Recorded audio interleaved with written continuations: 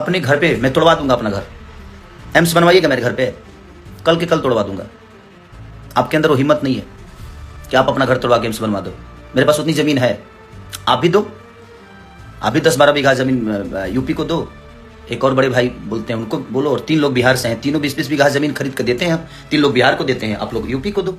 खेसारी लाल का गुस्सा हाई, कर दिए पारा पारी सबकी रेलाई। तो दोस्तों, इस वीडियो में मैं आपको बताने वाला हूं खेसारी लाल यादव लाइव आकर क्या क्या बोल दिए, किसको किसको बोले, वो आपको मैं बताने वाला हूं। आप लोग वीडियो में बने रहिए। वीडियो पसंद आए तो लाइक और सब्सक्राइब जरूर करिएगा। खेसारी लाल यादव ने कहा वह रोजी रोजगार और शिक्षा की बात कर रहे हैं, जबकि कुछ लोग धर्म की बात कर रहे हैं। और उन्होंने बिहार की पलायन रोकने और बच्चों को बेहतर शिक्षा देने की बात पर जोर दिया था। लेकिन कुछ लोग राम विरोधी, कुछ लोग यदमुल्ला बोलकर उन्हें कटाक्ष करते गए। उन्होंने स्पष्ट किया कि वह बेहतर बिहार और बेहतर व्यवस्था के लिए लड़ रहे थे और उनका किसी से व्यक्तिगत दुश्मनी नहीं था। उन्होंने कहा कि किसी भी नेता जैसे रवि किशन या सम्राट चौधरी से सलाह लेने पर परहेज नहीं करेंगे।